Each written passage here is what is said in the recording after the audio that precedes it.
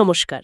South Calcutta ল কলেজের একটা সাম্প্রতিক ঘটনা, একটা বেশ গুরুতর অভিযোগ উঠে এসেছে, সেটা নিয়ে আজকে আমরা একটু কথা বলবো। আর শুরুতেই একটা জিনিস কিন্তু বেশ যাকে বলে চোখে পড়ার মতো। কোনটা বলুন তো? ওই যে অভিযুক্তির সঙ্গে নাকি শাসক দল তৃণমূল কংগ্রেস বা টিএমসিপির যোগাযোগ ছিল শোনা যাচ্ছে, অথচ দল বা ছাত্র সংগঠনই নাকি এই ঘটনায় বেশ রেগে গেছে বা ক্ষুব্ধ। হ্যাঁ, এই বিরোধাভাসটা, এই কন্ট্রাডিকশনটা দিয়েই আসলে আলোচনাটা শুরু করা যায়।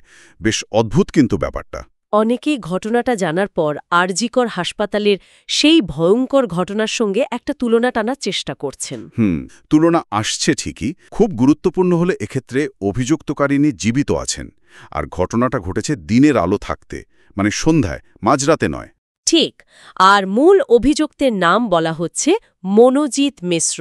হ্যাঁ, মনোজিৎ মিশ্র। এই প্রোফাইলটা কিন্তু বেশ ইন্টারেস্টিং। সূত্র যা বলছে, সে তৃণমূল ছাত্র পরিষদ টিএমসিপির সদস্য। শুধু সদস্য? না, তার সোশ্যাল মিডিয়া প্রোফাইল যদি দেখেন, সেখানে নাকি লেখা সে দক্ষিণ কলকাতা ইউনিটের আর কলেজ ইউনিটের প্রাক্তন সভাপতিও ছিল।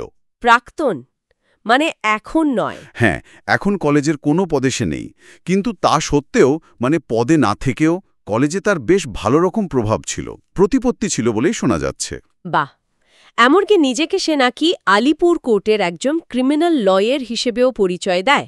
আচ্ছা, কিন্তু কলেজে পদে নেই অথচ এত প্রভাব, এটা কিভাবে সম্ভব? কিসের জোরে? সূত্রগুলো মূলত কলেজ প্রশাসন আর গভর্নিং বডির যিনি প্রেসিডেন্ট, তার সঙ্গে ঘনিষ্ঠতার দিকে ইঙ্গিত করছে। গভর্নিং বডির প্রেসিডেন্ট? তিনি কে? তিনি আবার শাসক দলেরই বিধায়ক অশোক দেব। অশোক দেবের সঙ্গে মনোজিতের ছবিও নাকি আছে সোশ্যাল মিডিয়াতে। এমনও শোনা যাচ্ছে যে অশোক দেবের সুপারিশেই সে নাকি কলেজে একটা অস্থায়ী চাকরিও পেয়েছিল। তাই নাকি? ওর বাবাও নাকি বলেছেন যে ছেলে ছোট থেকেই বেশ রাজনীতি করতে ভালোবাসত, নেতা হওয়ার একটা ইচ্ছে ছিল। যোগাযোগটা তাহলে বেশ গভীর বলেই মনে হচ্ছে। আচ্ছা, এই ব্যাকগ্রাউন্ডে অভিযোগটা ঠিক কি ছিল? অভিযোগকারিণী কি বলছেন? অভিযোগকারিণীর বয়ান অনুযায়ী তাকে কলেজের গার্লস সেকশনের জিএস জেনারেল সেক্রেটারি এই পদটা পাইয়ে দেওয়ার একটা টোপ দেওয়া হয়েছিল। জিএস পদে টোপ? হ্যাঁ, সেই টোপ দিয়ে ডেকে আনা হয়, আর বলা হয় যে তার নাকি একটা আনুগত্যের পরীক্ষা নেওয়া হবে। আনুগত্যের পরীক্ষা? কার প্রতি আনুগত্য? আর এই পরীক্ষার মানে কি? তারপর কি হলো? বয়ান অনুযায়ী সন্ধেবেলা, ধরুন 6:10 নাগাদ, মনোজিৎ তাকে বিয়ের প্রস্তাব দেয়। বিয়ের প্রস্তাব? হ্যাঁ, কিন্তু অভিযোগকারিণী সেটা প্রত্যাখ্যান করেন, কারণ তিনি জানান যে তার অন্য সম্পর্ক আছে, প্রেমিক আছে। আর তারপরে? ঠিক প্রত্যাখ্যান করার পরেই পরিস্থিতিটা একদম পাল্টে যায়। তাকে হেনস্থা করা হয়, ঘর থেকে বেরোতে বাধা দেওয়া হয়, এবং তারপর বাথরুমের পাশে একটা ঘরে নিয়ে গিয়ে নির্যাতন করা হয় বলে অভিযোগ। এটা কি মনোজিৎ একাই করেছিল? অভিযোগ অনুযায়ী সেই সময়ে প্রমিত মুখোপাধ্যায় তার জায়েব আহমেদ নামে আরও দুজন বাইরে পাহারা দিচ্ছিল। ও আচ্ছা। হ্যাঁ, এখানে উৎসতে হিন্দু মুসলিম ঐক্য নিয়ে একটা তির্যক মন্তব্য ছিল, সেটা আমরা জাস্ট উল্লেখ করে যাচ্ছি। অভিযোগে আরও বলা হচ্ছে যে ঘটনার ভিডিও তুলে রাখা হয়েছে এবং সেটা সোশ্যাল মিডিয়ায় ছড়িয়ে দেওয়ার হুমকিও দেওয়া হয়েছিল। মারাত্মক অভিযোগ। সময়টা কখনকার? অভিযোগ অনুযায়ী পুরো ঘটনাটা সন্ধ্যে 7টা থেকে রাত 10টার মধ্যে ঘটেছে। উফ! কিন্তু শাসক দল টিএমসি বা টিএমসিপি, তাদের কি প্রতিক্রিয়া?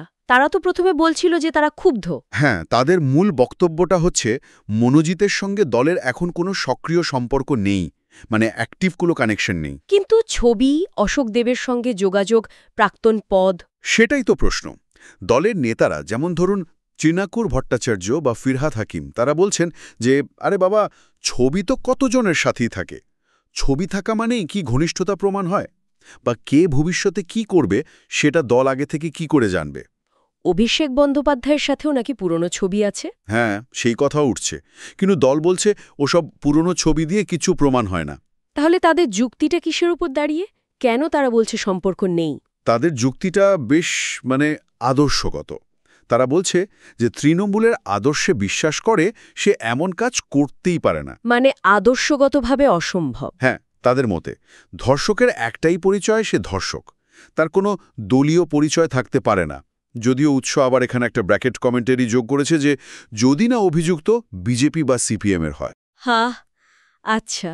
তারা আরও বলছে, দেখুন, ঘটনা ঘটেছে পুলিশ সঙ্গে সঙ্গে ব্যবস্থা নিয়েছে, অভিযুক্তকে গ্রেফতার করা হয়েছে। দল তো মহিলাদের সুরক্ষার জন্য অপরাজিতা বিল আনার চেষ্টা করছে, যেটা নাকি বিজেপি আটকে রেখেছে। অতএব দলের আর কোনো দায় নেই। কিন্তু এখানেই তো আসল প্রশ্নটা আসছে, তাই না?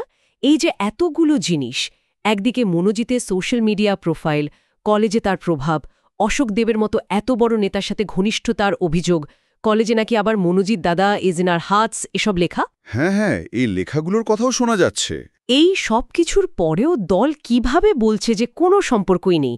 এটা বিশ্বাসযোগ্য? ঠিক, এই পয়েন্টে মূল সংঘাতটা। একদিকে যোগাযোগের এতগুলো সূচক, মানে ইন্ডিকেশনস, আর অন্যদিকে দলের পক্ষ থেকে সম্পূর্ণ অস্বীকার। আর ওই আনুগত্যের পরীক্ষার কথা। হ্যাঁ, ওটা কিসের পরীক্ষা? কার প্রতি আনুগত্য? সেটাই তো প্রশ্ন। আর কলেজের জিএস পদের প্রতিশ্রুতি, এটা কি এমনি এমনি দেওয়া যায়? মানে রাজনৈতিক প্রভাব ছাড়া কি এটা সম্ভব? এতগুলো ইঙ্গিতের পরেও দলের এই অবস্থানটা অনেকগুলো সিরিয়াস প্রশ্ন তুলে দিচ্ছে। তাহলে মোদ্দা কথা দাঁড়াচ্ছে, একদিকে একটা মারাত্মক অভিযোগ, আর অভিযুক্তের সঙ্গে শাসক দলের একটা বেশ গভীর যোগসাজশের ইঙ্গিত। আর অন্যদিকে সেই দলই আবার এই সম্পর্কটাকে পুরোপুরি অস্বীকার করে দায় ঝেড়ে ফেলতে চাইছে। একদম, আপনি ঠিক ধরেছেন। উৎসটা মূলত এই টানাপোড়েনটাই দেখাচ্ছে। ঘটনা ঘটে যাওয়ার পর আইনি ব্যবস্থা নেওয়া হয়েছে, গ্রেফতার হয়েছে, সবই ঠিক আছে। কিন্তু এই ধরনের ঘটনা যাতে ঘটতেই না পারে, বা ধরুন কি করে একজন ব্যক্তি কোনো পদে না থেকেও একটা শিক্ষা প্রতিষ্ঠানে এতটা প্রভাব তৈরি করতে পারে, সেই প্রশ্নগুলো কিন্তু এড়িয়ে যাওয়া হচ্ছে বলে মনে হচ্ছে। সেগুলো যেন আলোচনার বাইরেই থেকে যাচ্ছে। সব মিলিয়ে এই ঘটনাটা কিন্তু শিক্ষা প্রতিষ্ঠানে ছাত্র রাজনীতির চরিত্র, ক্ষমতার অপব্যবহার আর রাজনৈতিক দলগুলোর দায়বদ্ধতা নিয়ে অনেকগুলো খুব জরুরি প্রশ্ন তুলে দিল। বিশেষ করে যখন অভিযুক্তের রাজনৈতিক পরিচয় নিয়েই এত বড় একটা বিতর্ক তৈরি হয়, তখন প্রশ্নগুলো আরও জোরালো হয়ে ওঠে। ঠিক, এই বিষয়গুলো সত্যিই আরও ভাবনার অবকাশ রাখে।